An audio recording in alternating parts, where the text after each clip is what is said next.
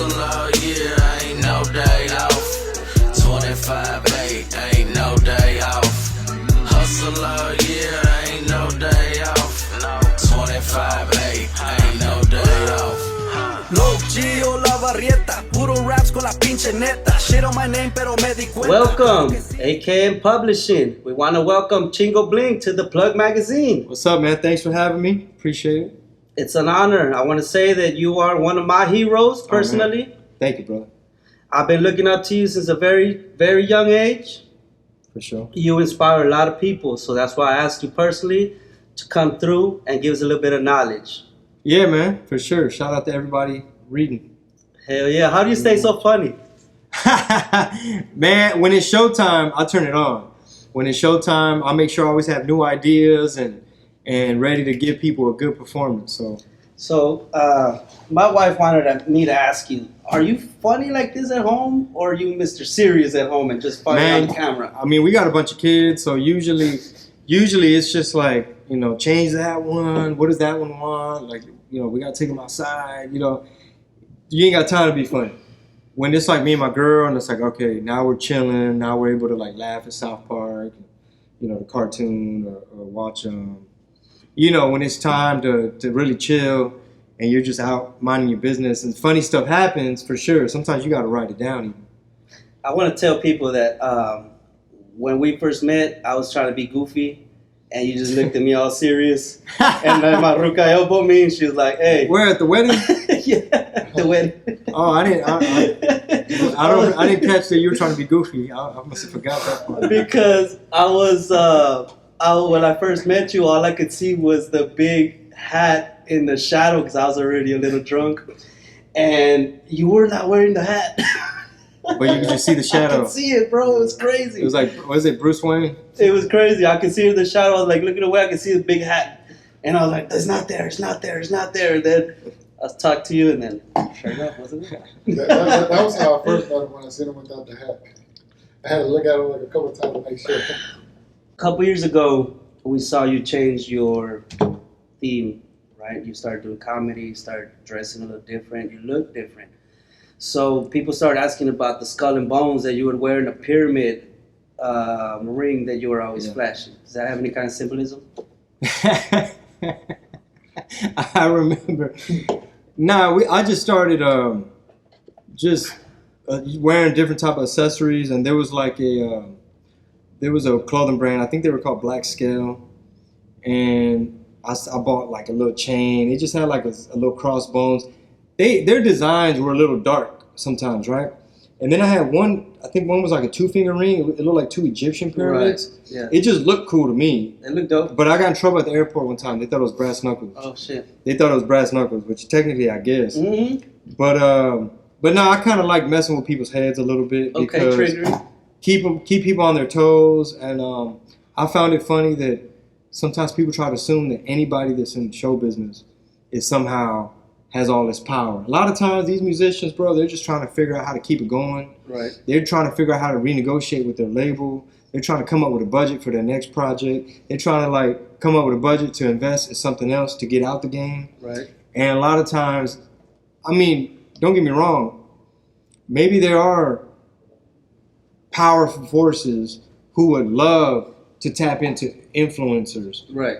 Because you do have a lot of truth versus lie, good versus evil. And if you can have a negative culture and a negative hip hop and always talking about trapping and pimping and always glorifying drugs and stuff, it sounds cool on the beat. Right. And you don't even know. You just riding around thinking like, man, I love how this...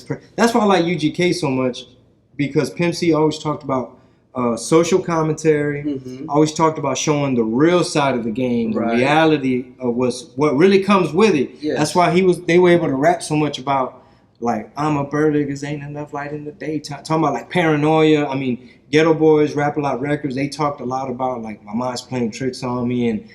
And the reality... The conscience of it. The what? The conscience, the bad conscience. Yeah, because the reality of it is, and maybe because I'm getting older, I don't know. We both are. But look, I'm gonna tell you a story. The other day I went to look at some little property. It was like a duplex or something. It was in Sunnyside on the south side of Houston. Okay.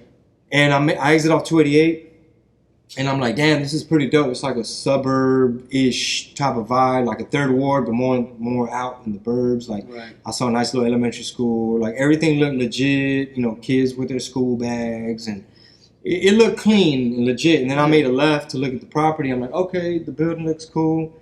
I'm like, it's an abandoned lot next door where they put like an abandoned like a shopping cart. It's some junk right there. No, it's not a deal We clean it breaker. up. You get to the end of the street, now you hit Belford. That's a boulevard. Right. Now you see like 10 homeless, I don't know, they were mentally ill, but they're just living in squalor, laid out, drugged out. Like, it looks like a garage sale for druggies. It's You're just like- definitely not in a good area. yeah, and then you look to your right, and now it's like a General Dollar, Family Dollar. Now the Johns are pulling in, and you got the like drugged out Right. prostitution happening. They probably got a pimp. You got Houston got all this human trafficking. Yes. So now you look at it like, bro, we in the school zone. That's somebody's Thea. Right. You know what I'm saying? If y'all come arrest this pimp, now you done took a father out of this house. Shout out to Thea. All the members of the Thea, stand back, stand by. Now if you incarcerate this person, you know, I'm not here to judge as to why people got into this situation. And is the solution, call the feds, lock everybody up, tough on crime. You know what I mean? It's like, okay, we got to find balance. And that's tying back to now the music and the culture. And would somebody with a lot of power who maybe sells a whole bunch of, maybe they own Seagram's Gin and they also own Universal Records. Right. Same owner. Right. You know, maybe you sell whatever these bad people get out of destabilizing the community and throwing off a whole generation of females. And you know what I'm saying? Like, just, it's unfortunate, it's sad.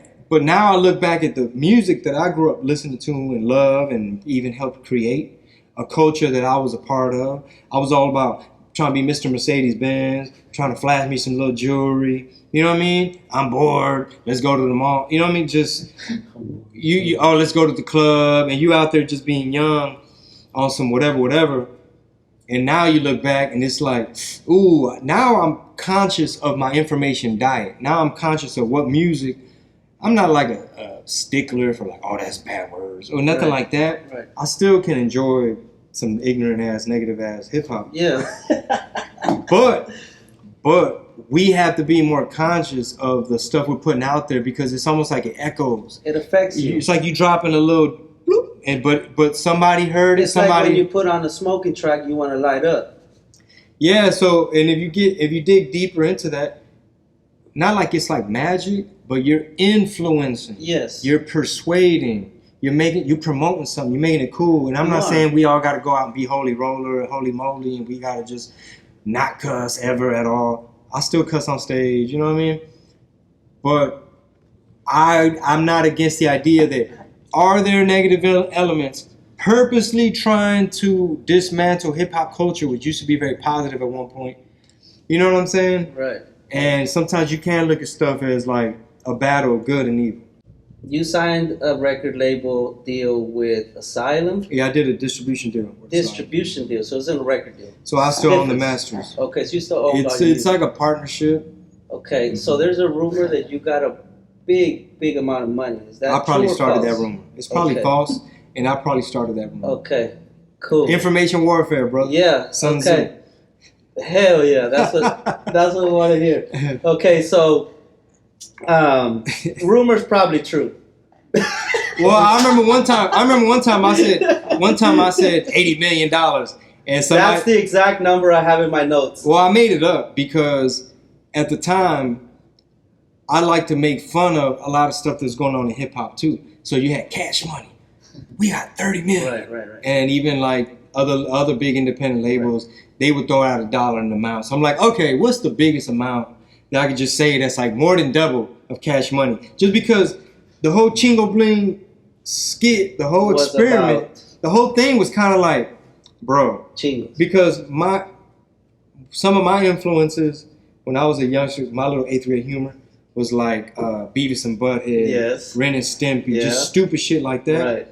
To where it's kind of like, if there was a Chingo Bling character in the rap game, what kind of deal would he be bragging about? Porque, Irvela, no me güey, pinches dientes, you know what I mean? Like, Right. pinche recalevo, hey, ahora digamos recalevo. Yeah. Like, he's telling everybody no. He's telling everybody no. You Right. think of him as a country bumpkin, somebody that don't really know what's up. But even though with that ignorance, it's cool to have, like, it's almost like como el barrendero del Cantinflas. It's Right. almost like, well, this guy, if this guy makes it to New York City and they're talking about a record deal, he's not gonna walk out with the biggest one. Exactly. But I own my masters. Like, Right. it was a distribution deal. It turned out to be like, because we could have a whole episode just about record labels. But basically, man, the game changes every day. Right. It's changing with technology. It's changing with outside forces like a TikTok Mm-hmm. or the guy who helped create Def Jam, who used to be ahead of like Atlantic Records, Lear Cohen. Yeah. Now he's head of YouTube Music. Right. So now it's a whole nother thing. Now it's about the algorithm. Right. Now it's about your views. And at the end of the day, man, the artist still has to do the bulk of the work a lot of times. Because a lot of times the record label is just a big expensive credit card with interest. Right. And I've a lot heard of that times before. when you sign with them, you might be like, all right, bet. So what do we do? When do I go on tour? And they rely And they're on just you. like, nah, keep doing what you're doing, man. Yeah. Yeah, you got your cell phone, right? Yeah. Just be like, hey. Your and just- payments due at this date, blah, blah, blah. or like, hey, good luck standing out from the pack because you Right. still got to try to be a priority. So let me pause you right there because you said something that reminded me. Back in those days, Chameleonaire was pretty much like popular for declining people. Is that something that was part of the Houston culture in those days? Like you got declined the majors? Well, I believe, and I'm speaking for everybody with this. We witnessed the blueprint, not only through Jay Prince and Rap a Lot, but also there was always a connection to the Bay Area, so you always saw how E40 and Too Short handled their business. We always knew about the out the trunk game. You had Swisher House. I mean, you could name them, right? You could throw a rock in Houston and you hit a big record label at the time. Our state has its own culture. At the time, record stores were still a thing. So one example, in Houston, you had a chain called Soundwaves. They had like 12 locations in one city. So you'd go drop off, 400 units or something at the main location of Soundwaves. Then they divvy it up, boom, boom, boom, east side, north side, south side, west side, and then they're like, hey man, come get your check. This store might have a few left, but these sold out, and boom, boom, boom. We won't put as many over here next time. And all right, drop off another. And so you're able to drop all these titles. You know, you're looking at the Slim Thugs and everybody that. Like Luciano. Yeah, exactly. A ton of people. I mean, our little company, our organization, at one point, we were like a mini distributor because we had Coast, Lucky, different people. But y'all go like Southwest Distribution, or is that one of the companies that y'all use? Southwest Wholesale shut down. Wholesale. Southwest Wholesale was a big distributor. They shut down right when I was getting in the game. Okay, gotcha. So probably like 2001, Gotcha. 2002. Gotcha. I got to go when I was like a college radio DJ to network and try to learn the game. Like, hey man, I got a radio show Sunday night, San Antonio, while everybody's cruising military. Mm-hmm. Give me some posters, some shirts, some giveaways, some singles. I'm playing y'all's music. I was like the only one that was playing Just your like Big you. Mo's and, Just Latino and Last Hour Records, Tone City Records. Yeah. We had Lil Flip in the studio. We'd go out and interview Hawk and bring back the recording. You know what I mean? We'd freestyle on there. I mean, it was like it was a fun experiment. It was almost like public access. Just imagine a bunch of young, hungry kids in the scene going up against the big radio stations, going up against the corporate people with the staff and the sales team. They're the ones running commercials. We were way over here by the static, 91.7. Making history. And if you if you tuned in at the wrong time, you're hearing jazz music, classical music, or somebody else's show. Right. You had to catch it. It's Right on 2-hour time. slot or whatever it was on Sunday night. And we got a lot of letters from people that were incarcerated. Ton of fan mail. Boom, boom, boom. It was like, They listen to the radio, bro. yeah. They're listening. That was like one of our biggest audiences. Is that something that you would consider doing again? Making a little radio station just for the inmates? I don't know too much about the radio game, But are they able to listen to podcasts? I mean, how should we- I don't Got think cell they phones have and that. cell phones like that, bro. Only the real So you have Yes, like an FM dial AM. or AM dial. Yep, and they have it in the, they're doing their job. A lot of them have jobs in there. They're working. My little brother is a power washer. He's power washing. He listens to the radio in his ear. So think about that. There might be a way to where, because you could download music, so where you could download the podcast. Download the podcast to an FM station that's. Well, you know what's probably a good idea? But we're going to have to stop cussing on our show. We might have to create a whole other show. I guess it's something I got to look into, right? Because... Well, let's look into it and Yeah. keep me in the loop because I'd be super excited to be part of that. Yeah, you know, I have a buddy who does talk radio. He's doing it big. Best, the He's dopest.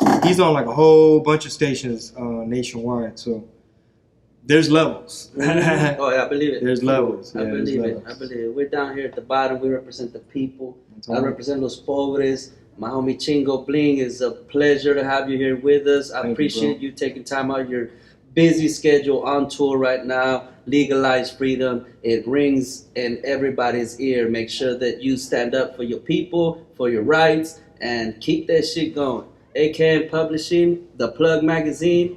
Very special guest here. I compare him to Cantinflas. He does it himself. But one of my heroes. Thank you, sir. Appreciate you. Sass. Hustle all year, ain't no day off. 25/8, ain't no day off. Hustle all year,